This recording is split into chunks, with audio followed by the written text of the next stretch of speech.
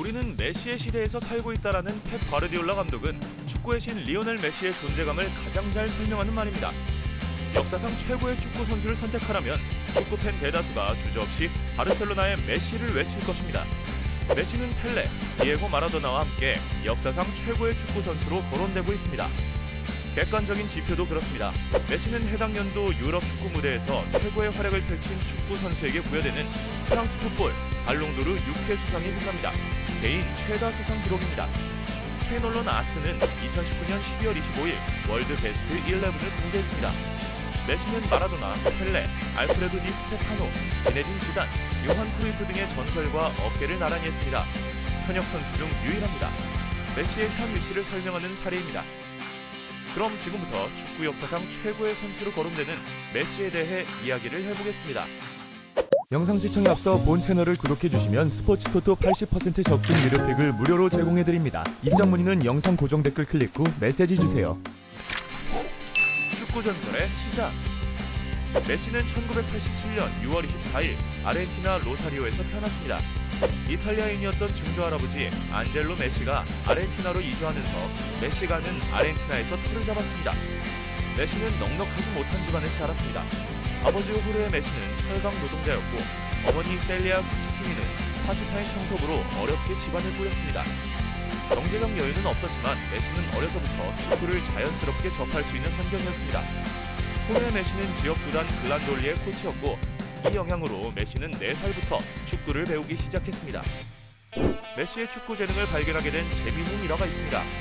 지역 유소년 경기를 관람하러 갔다가 우연히 결혼 인원이 발생하면서 메시 할머니가 감독에게 대타로 자신의 손자를 써보라고 요청했습니다. 그렇게 투입된 경기에서 메시는 비범한 축구 능력을 보였고 그날부터 본격적인 축구를 시작하게 됐다고 합니다. 성장 결핍증과 바르사의 냅킨 사인. 본격적으로 축구를 시작하게 된 메시는 1995년 6살의 나이로 로사리오를 연고로 하는 뉴엘스 올드보이스 유스팀에 입단하며 최고의 유망주로 기대를 받게 됩니다. 하지만 예상치 못한 시련이 찾아옵니다. 메시는 11살 때 성장 호르몬 결핍증 진단을 받습니다. 이를 치료하기 위해서는 매달 90에서 100달러의 돈이 필요했습니다. 당시 육체 노동으로 하루하루 어렵게 살아가는 그의 부모가 감당하긴 어려운 금액이었습니다. 메시의 소속팀 뉴엘스 올드보이스에서도 이 금액을 대신 지불하길 꺼려했습니다. 그때 메시에게 구세주가 나타났습니다. 2000년 7월 그의 재능에 관심을 가져온 바르셀로나가 메시 영입 의사를 드러낸 것이었죠. 당시 메시를 데려오기 위해 파견됐던 카를레스 렉사흐 바르셀로나 기술 이사는 메시의 플레이를 보고 모든 치료비를 구단에서 부담하겠다라는 파격 제한을 더한 영입 제안을 했습니다. 문제는 바르셀로나에서 13세의 외국 유소년 선수와 계약해본 전례가 없었다는 점이 발목을 잡았습니다. 바르셀로나는 메시 측에 계약에 관련한 확답을 주지 않았고 2달이 흘렀습니다. 참다 못한 호르헤 메시는 바르셀로나 측에 다른 팀을 알아보겠다라고 최후 통첩을 날렸습니다.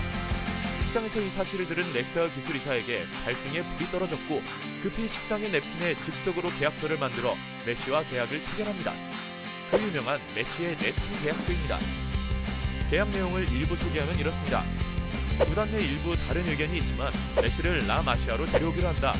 이에 대한 책임은 모두 본인이 지겠다. 전설처럼 회자되는 냅킨 계약서는 2014년 메시의 1군 입단 10주년을 기념해 대중에 공개되기도 했습니다. 외계인 호나우주니가 아낀 축구 재능. 빠른 월반 등 구단의 엘리트 코스를 받아 성장한 메시는 16세 145일 어린 나이에 주제 무리뉴 감독이 이끄는 FC 포르투와 친선 경기에 교체로 투입돼 15분간 경기에 나섰습니다. 비공식 1군 데뷔 경기였습니다. 당시 바르셀로나의 에이스였던 호나우주뉴는 메시를 많이 아꼈다고 합니다. 메시가 1군 선수와의 훈련에서 비범한 능력을 보이자 평소 친하게 지내던 기자 크리스 쿠베로에게 아직 16살이지만 나보다 더 뛰어난 선수가 될 것이다 라고 칭찬했을 정도였죠.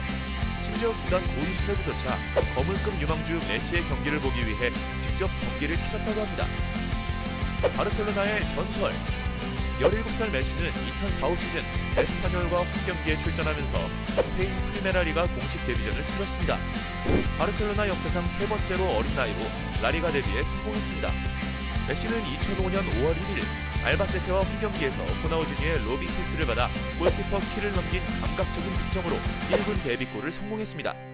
득점 이후 메시가 호나우주니 등에 업혀 손을 흔든 일명 어부바 세리머니는 지금도 회자되는 장면입니다. 메시는 프로 데뷔 두 번째 시즌부터 주전으로 뛰기 시작했습니다. 루도빅 지올리와 번갈아가며 기회를 잡았는데 세계 최고의 더비 엘 클라시코는 물론 유럽 축구연맹 챔피언스리그 등 주요 경기에서도 메시가 중용됐습니다. 주요 경기에서 존재감을 드러낸 시즌이었는데 메시는 첼시와 챔피언스리그 16강 2차전 홈경기에서 불의의 부상으로 시즌을 마감했습니다. 하지만 그에 대한 기대감은 한층 높아진 시즌이었습니다. 메시의 활약을 지켜본 프란체스코 토티는 저렇게 자랐는데 고작 18살이라니 기가 막힌다라고 놀라움을 드러냈습니다. 2006 시즌 메시는 등번호 30번에서 19번으로 변경했습니다. 바르셀로나 팀 중심축이 호나우지뉴에서 메시로 넘어가기 시작한 때이기도 합니다. 메시는 호나우지뉴의 급격한 기량 저하, 사무엘 에토의 장기 부상 속에 소년가장 임무를 톡톡히 해냈습니다. 지금도 메시의 득점하면 회자되는 하프라인부터 수비수와 골키퍼까지 5명을 제치고 기록한 헤타페전 득점이 이 시즌 작품입니다. 아직 20살이 채 되지 않은 메시는 2007 발롱도르 3위, 피파 올해의 선수상 2위를 수여할 정도로 거목이 됐습니다. 가르디올라와의 만남, 1인자가 되다. 2008-9 시즌 메시는 바르셀로나의 상징이자 세계 최고의 선수로 인정받게 된 시즌입니다. 바르셀로나 B팀을 지휘하던 가르디올라가 1군 감독으로 부임했고 호나우지뉴가 AC 밀란으로 이적하며 등번호 10번을 달게 됩니다. 메시는 라이벌 레알 마드리드와의 엘 클라시코에서 맹활약은 물론 리그에서만 23골을 기록하는 등 득점이 크게 늘었습니다. 메시가 승부를 결정짓는 득점 비율이 높아지면서 바르셀로나는 라리가, 챔피언스리그, 코파델레이 우승까지 트래블을 진두지휘했습니다. 한 시즌 주요 대회 3개를 차지할 경우 달성 가능한 트래블은 장기간 스쿼드 운영, 선수 부상 등의 변수가 있기 때문에 어려운 과제로 여겨져 왔습니다. 스페인 구단 최초로 메시의 바르셀로나가 이 업적을 달성한 것입니다. 더불어 메시는 2009 피파 올해의 선수 발롱도르를 수상하며 세계 최고의 축구 선수로 우뚝 섰습니다. 바르셀로나는 이 시즌 참가한 모든 대회에서 우승하며 6관왕 업적을 달성했습니다. 공격 포인트 주문을 늘리던 메시는 가르디올라 감독의 제로톱 전술의 핵심 선수가 됐고 득점력이 폭발합니다. 바르셀로나는 그간 4-3-3 포메이션을 플랜 A로 뒀고 최전방에 전통적인 공격수를 배치했습니다. 하지만 에투를 인터밀란으로 보내고 영입한 줄라탄 이브라이모비치는 가르디올라 감독의 전술 성향에 맞지 않았습니다. 가르디올라 감독은 신체 조건이 작은 메시를 최전방에 배치하지만 자유롭게 움직이는 자율성을 부여해 경기 영향력을 높이게 했습니다. 제로톱 메시는 그의 능력을 한 단계 더 폭발시켰습니다. 레호 대전 2009년 맨체스터 유나이티드에서 레알 마드리드로 이적한 크리스티아노 호날두는 레알에서 첫 시즌 적응기를 마친 이후 메시의 강력한 대항마로 성장했습니다. 그로부터 약 10년 동안 두 선수는 스페인 라리가를 양분하며 우승 타이틀, 피치치 경쟁을 이어왔습니다. 축구팬들은 두 선수의 라이벌 관계에 대해 선수 이름 첫 글자를 따 레호 대전이라는 별칭을 달아주기도 했죠. 두 선수는 매해 서로의 기록을 깨며 성장했습니다. 2090 시즌 메시의 34골을 시작으로 2010-11 시즌 호날두 40골, 2011-12 시즌 메시 50골, 2014-15 시즌 호날두 48골, 2016-17 시즌 메시 37골을 기록하며 피치치를 양분했습니다. 두 선수의 라리가 득점왕 경쟁이 얼마나 치열했는지 증명하는 대목입니다. 메시와 호날두는 매 시즌 발롱도르를 경쟁하는 21세기 축구 아이콘이 됐습니다. 리그에서는 워낙 경쟁이 치열했기 때문에 소속팀의 챔피언스리그 혹은 국가대항전 메이저대회 성적에 따라 발롱도르 수상자가 선정되곤 했습니다. 2008년 호날두를 시작으로 2017년까지 두 선수는 발롱도르를 각각 5차례 수상했습니다. 2018년 유벤투스로 이적한 호날두가 주춤하자 2019년 메시가 6번째 발롱도르를 수상하며 한 발 앞서 나갔습니다. 레오 대전 덕분에 축구팬들은 역사에 기록될 선수의 치열한 경쟁을 지켜볼 수 있는 행운을 노렸습니다. 물론 이러한 라이벌 관계는 두 선수들에게도 긍정적인 영향을 줬습니다. 1인자가 되기 위해 두 선수는 몸 관리를 게을리하지 않았습니다. 서로의 존재가 없었더라면 두 선수가 오랜 기간 월드클래스 실력을 유지하기 어려웠을 것이라는 게 전문가들의 공통적인 견해죠.